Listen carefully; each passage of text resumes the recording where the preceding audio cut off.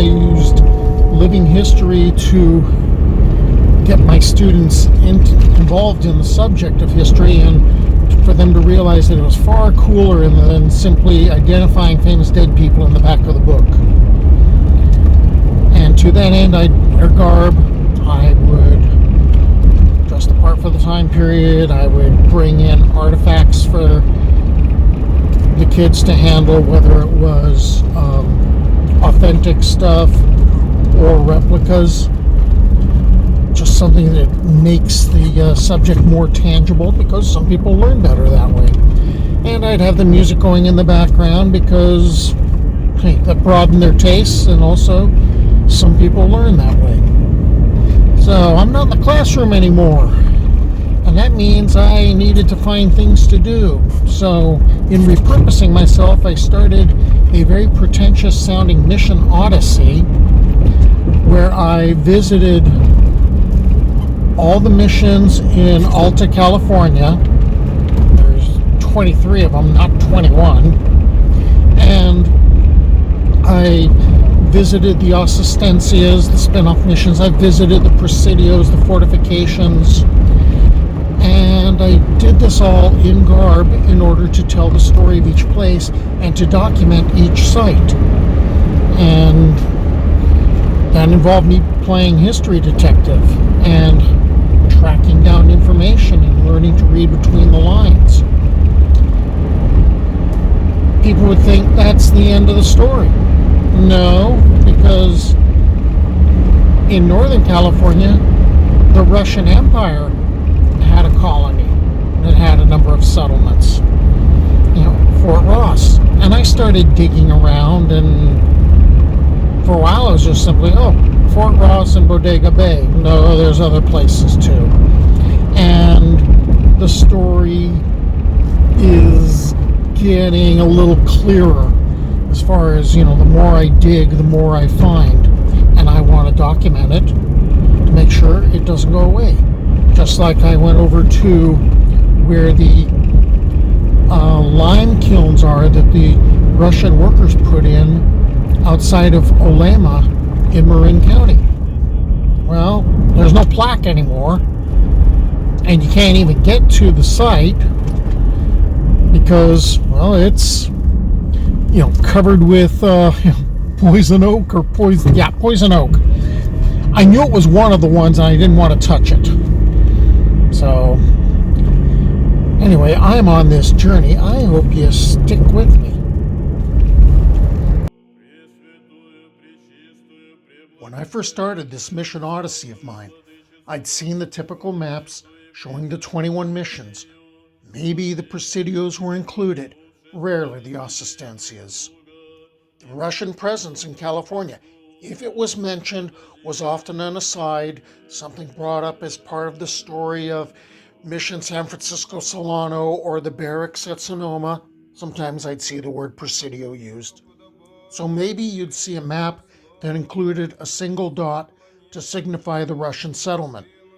If you saw pictures, it was usually of the blockhouse or the chapel with the St. Andrew's or Eastern Orthodox cross, and that would be the end of the matter.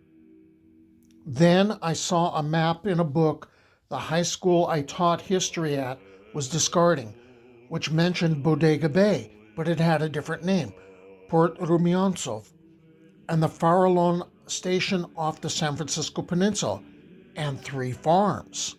That led to looking at a book every social studies teacher was given at that school, and it turned out everyone in LA Unified. In it are locations of California state landmarks. There's a website also by the same Office of Preservation. In it are listed by county every landmark plaque the state erected and the location. This became my guide, my book of knowledge on my Mission Odyssey. Sometimes the plaque was missing. Sometimes the book and the website disagreed as to location. Sometimes they were both wrong, and sometimes there was no plaque at all. So that involved research, looking for clues, and a lot of driving on roads off the beaten path. That's what this chapter of my Mission Odyssey is about, finding those places. I already talked about the maritime fur trade and the Russian settlement of Alaska in previous videos. What I didn't get into were problems growing out of the fur trade and the search for soft gold. Those problems developed as to how Native Alaskans were dealt with by the RAC, harshly. And sometimes the Native Alaskans pushed back. In 1802, the Tlingit, armed with muskets that the British had given them, attacked the fortress at Sitka, and the raiding party massacred many, looted the sea otter pelts, burned the settlement, including a ship under construction. A few Russians and Aleuts who'd been away from the post hunting or who had fled into the forest reached safety, relayed the news of the attack. After they had exacted revenge and burned the Tlingit fort, the Russians constructed a fortress, or a krepost, of their own, consisting of a high wooden palisade with 3 watchtowers, armed with 32 cannons for defense against future attacks. This might end up being what inspired what was built at Fort Ross. While peace had been made with the Tlingits, there was another problem gripping Russian Alaska: shortages of food and widespread scurvy. In 1806, Count Nikolai Razonov was able to help the starving Russians by purchasing grain from the Spanish at the Presidio of San Francisco, but that was temporary. 3 years later, Port Rumyantsev was built, and that became more about collecting sea otter pelts than getting food. It was during the summer of 1812 that Fort Ross got built just north of the Spanish claim.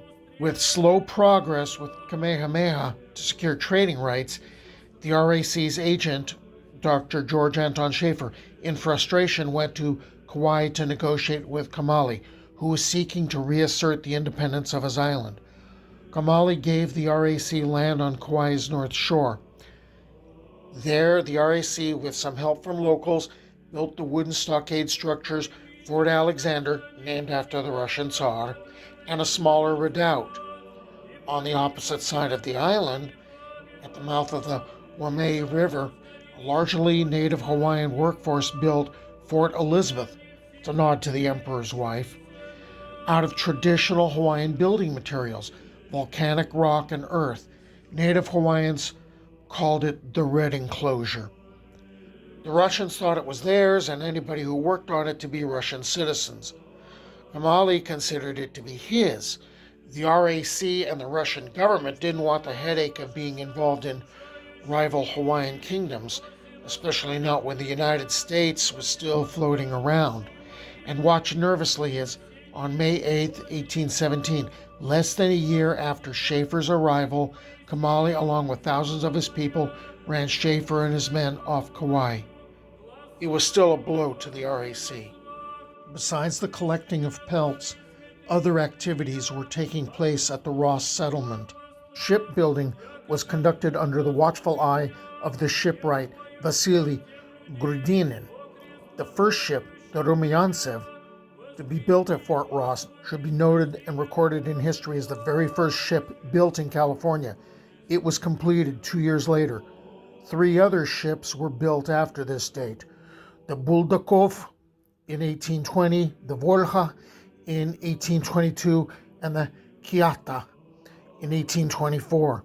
These ships could only last 5 years at best in the rough seas, and because of problems with seasoning the wood before the wood rotted, this eventually had to be given up. That still didn't solve the problem of food for the settlement or for Alaska.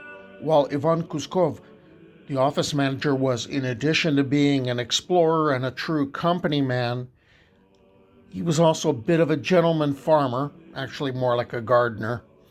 And having a garden outside his quarters seemed pretty normal, but gardens outside the homes wouldn't cut it, and one of his missions had been to establish food production. The company, however, had been slow to do that as long as the otter population brought in soft gold at a high rate. In 1816, Kirill Klebnikov sailed from St. Petersburg on board the Kutuzov, mastered by Captain Leontil A. Hagemeister. They rounded Cape Horn, and after touching base in Chile, Peru, and Mexico, spent almost 17 years in America pioneering the agricultural efforts for the RAC. Hagemeister bought at least 3 varieties of grapes from Lima, which bore fruit 6 years later, and in 1818, peach trees from Monterey. In 1820, there were cuttings of apples, pears, cherries, and peaches, which were producing fruit 8 years later. When Auguste de Haut-Silly visited from France in 1828, he was touring Alta California. He noted dwellings outside the stockade, a cattle yard, a bakery, a threshing floor, farm buildings and bathhouses, and vegetable gardens, and a fructovisad, or an orchard, and a windmill. I'd never heard of a windmill in either the Spanish or Mexican holdings of Alta California. This one's a replica, a central post Stolbovka windmill made by Russian master carpenters using traditional tools and techniques, made of Russian spruce instead of the local redwood, which would have been used, donated to Fort Ross for its 2012 bicentennial. So it'll give you an idea how it was made and how it worked. The blades of the windmill turn the windmill shaft, which comes through the first floor, and turn the wheel, which was made of wood, which turned the transfer gear, also made of wood. The action now shifts to the second floor, where the transfer gear moved one of the millstones. Grain was fed into the hopper, which fed the grain between the 2 millstones. Flour. What if the wind changes direction? Turn the windmill. The central post isn't the one holding the blades. The building is built around a central post. But there wasn't enough food being grown. The Russians had to extend their holdings, especially because of the sea otter populations being exterminated. Checking my book of knowledge and the state website, I found in Marin County another landmark associated with Russian California, listed as number 222. These were lime kilns. The official description reads, 222 lime kilns. Tradition is that the lime kilns were built by Russian stonemasons and worked by Indians during the Russian occupation of Sonoma County, which began in the spring of 1812. The Russians probably used the lime to whitewash their windmills, farm buildings, granaries, storehouses, and cattle yards, to tan hides, and to manufacture brick and tile. Except that most of Fort Ross was made of wood, so whitewashing windmills and all that other building stuff doesn't sound accurate. Yes, the Russians would have a few adobe structures on their farms, and lime would be needed for those ovens, and most especially, it's going to be needed for tanning hides. Although the Russians never made it their major enterprise, unlike the Spanish and later the Mexicans, stock raising was more consistently successful than agriculture, and in time it became an integral part of the economy. Breeding stock, first obtained from Gabriel Moraga, produced several thousand head of cattle, horses, mules, and sheep, and enabled substantial shipments of wool, tallow, hides, salt beef, and butter to be sent to Alaska, as well as other destinations. I followed the State Highway 1 to a marker 22.1, 4.2 miles south of Olema. One set of directions said 300 feet west of the highway, these kilns would be found. The other said 600 feet. In the end, it didn't matter. Well, that was pretty disappointing. I came to track down the lime kilns that the Russians built that were over at Fort Ross. And this is over in Marin, outside of Olema. Well, besides the fact that there's no plaque, there's also no way to really get in there unless I want to walk through a bunch of poison oak. On the plus side, it was a nice drive. Okay, now I get to go look for the ranchos, and they don't have markers. Rancho Vasily Klebnikov is the first of the 3 ranchos to get off the ground. About a mile away from the present-day town of Bodega. and it was very close to Port Rumyantsev. And at first, it was just going to be envisioned as near Fort Ross or near Bodega Bay, Port Rumyantsev, that a summer house and a warehouse would be built, and there'd be about a dozen Russians there and a few Native Americans, and they would grow enough food there, and it would supply the needs of all the Pacific Coast colonies that the Russians had. Well, then they discovered that wasn't going to work out at all, because there were pests like gophers and mice that were eating everything. There was something called wheat rust, which I had never heard of before, but that kind of implies that growing the wheat is not going to work out the way it's supposed to. By 1839, there were about a dozen Russians living here. There were 3 Creoles. There were 2 Aleuts. One of them was designated an archer, even though he had originally been brought down to hunt sea otters. And there were about 18 Miwok living here. Even though there were Miwok villages nearby, they ended up living here. And they had their own quarters. And it also says something, because apparently they weren't living by traditional means anymore. They were living like the Russians. The main house at Rancho Klebnikov, or Rancho Vasily Klebnikova, was actually made of adobe. And that's kind of weird, because the Russians were known for their woodworking, and there's a lot of stuff made of wood over at Fort Ross. But you'll actually find that there are going to be some adobe structures at each of the 3 ranchos too.